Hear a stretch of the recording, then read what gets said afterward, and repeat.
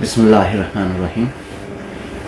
देखिए, आज का जो इंसिडेंट हुआ है बहुत ही अनफॉर्चुनेट रहा है। बदकिस्मती से आज हमारे 3 बच्चे अनएक्सप्लोडेड के शिकार हुए, जिसमें बदकिस्मती से दोनों वाक़िफ़ जो हैं मोहम्मद साहब का जो प्रेजेंट है वो इंतकाल कर गए और 2 बच्चे हमारे यहाँ पे ज़ख्मी हुए।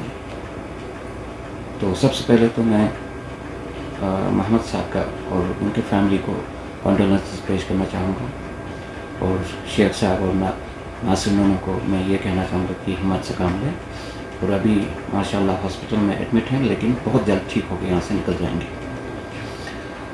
दूसरी बात, जो इम्पोर्टेंट बात ये रही आज के दिन का कि इस इंसिडेंट के बाद यहाँ पे इमीडिएटली डिस्ट्रिक्ट एडमिनिस्ट्रेशन मोबिलाइज हुआ।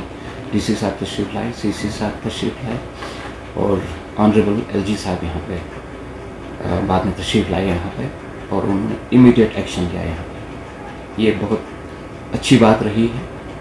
और यहाँ पर जो सबसे पहले मैंने इस इंसिडेंट के बारे में सुना था, तो उसी समय मैंने इमीडिएटली ऑन ड्यूटी डॉक्टर को जब फ़ोन किया, तो डॉक्टर दानियल साहब यहाँ पे थे, तो उनको मैंने बोला कि हमारे वहाँ पे मैंने सुना इंसिडेंट हुआ है, हम बच्चों को, इंजर्ड बच्चों को इमीडिएटली लेकर हॉस्पिटल आ रहे हैं, तो आप लोग तैयार रहे कहा। तो उन्होंने ये कहा कि हम सब यहाँ पे तैयार हैं सर, आप इमीडिएटली बच्चों को यहाँ पे शिफ्ट करें।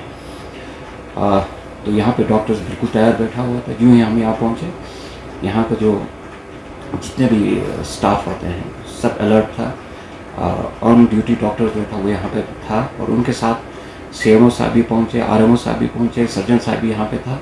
तो मैं उन सबों का शुक्रिया अदा करना चाहता हूँ कि इमीडिएट उन्होंने रिस्पांस किया।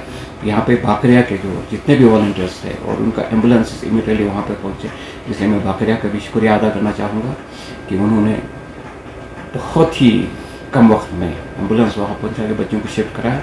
और डिस्ट्रिक्ट एडमिनिस्ट्रेशन का जो एम्बुलेंस अवेलेबल था वो भी वहाँ पर साइट पर पहुँचा हुआ था, तो वहाँ से सभी बच्चों को एक एम्बुलेंस में डाल के हम यहाँ पर शिफ्ट कराया था इमीडिएटली। तो यहाँ पे डॉक्टर्स तैयार थे, तो जो इमीडिएट उनको एक रिस्पांस चाहिए था, ट्रीटमेंट चाहिए था, इमीडिएटली उनको प्रोवाइड किया गया।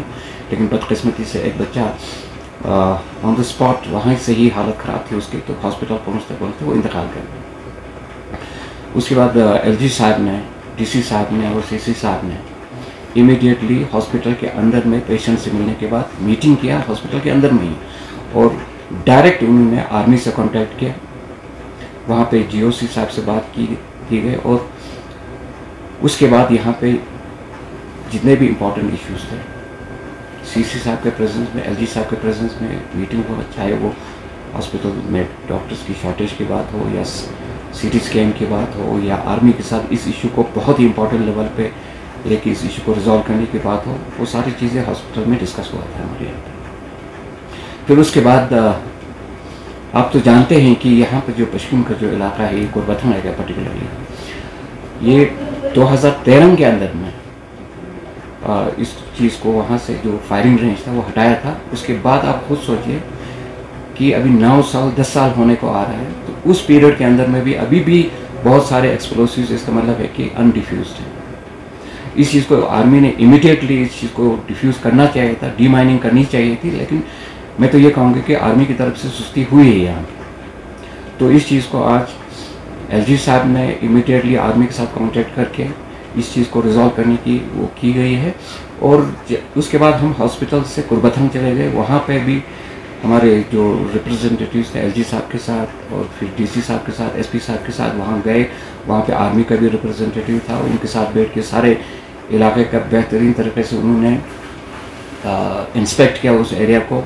और फिर वहीं से ही मुझे तो क्योंकि जनाजा के साथ उधर पश्चिम जाना था, वहाँ से वो लोग राजनिवास गए, वहाँ पे जीओसी साहब के साथ, सीसी साहब का, डीसी साहब को, ऑनरेबल एलजी साहब की चेयरमैनशिप में मीटिंग हुई है जीओसी साहब के साथ, और उसमें ये डिसीजन लिया गया है कि कल ही एडमिनिस्ट्रेशन का रिप्रेजेंटेटिव, पुलिस का रिप्रेजेंटेटिव, आर्मी का रिप्रेजेंटेटिव और हमारे पश्चिम का एक रिप्रेजेंटेटिव होगा, जो कल वहाँ पे जाके पूरे एरिया का मुआयना करेंगे।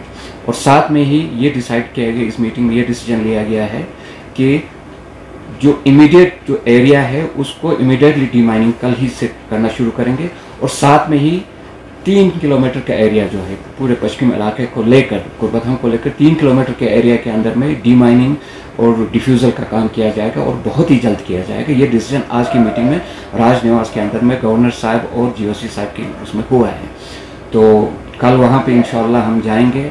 हमारे पश्चिम का उधर कमेटी बनाई गई है जिसके अंदर में पश्चिम का रिप्रेजेंटेटिव होगा, जिसमें एडमिनिस्ट्रेशन का रिप्रेजेंटेटिव होगा, पुलिस का रिप्रेजेंटेटिव होगा, आर्मी का रिप्रेजेंटेटिव होगा।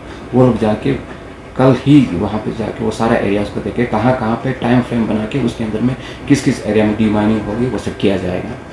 तो मैं पश्चिम के अवाम से ये रिक्वेस्ट करूँगा कि आप लोग तसल्ली रखें। इंशाअल्लाह यहाँ पे हमारे एलजी साहब के लीडरशिप के अंदर में और हमारे सीसी साहब और डीसी साहब की लीडरशिप के अंदर में बहुत जल्द इसके ऊपर इक़दाम उठाया जा रहा है और हम आर्मी से भी रिक्वेस्ट करते हैं कि इस चीज़ को बहुत सीरियसली लिया जाए और ये जो कुर्बथाम एरिया है और पश्चिम एरिया जो है उसको सैनिटाइज कर बहुत जल्द किया जाए। और साथ में ही और डिस्ट्रिक्ट करगिल के अंदर में भी बहुत सारे ऐसे इलाके हैं, चाहे वो सौद इलाका हो, द्रास इलाका हो, अभी बहुत से ऐसे इलाके हैं जहाँ पे वॉर की वजह से बहुत सारे अनडिफ्यूज्ड अभी एक्सप्लोसिव्स बचा हुआ है, तो उन एरियाज़ के ऊपर भी फोकस किया जाए।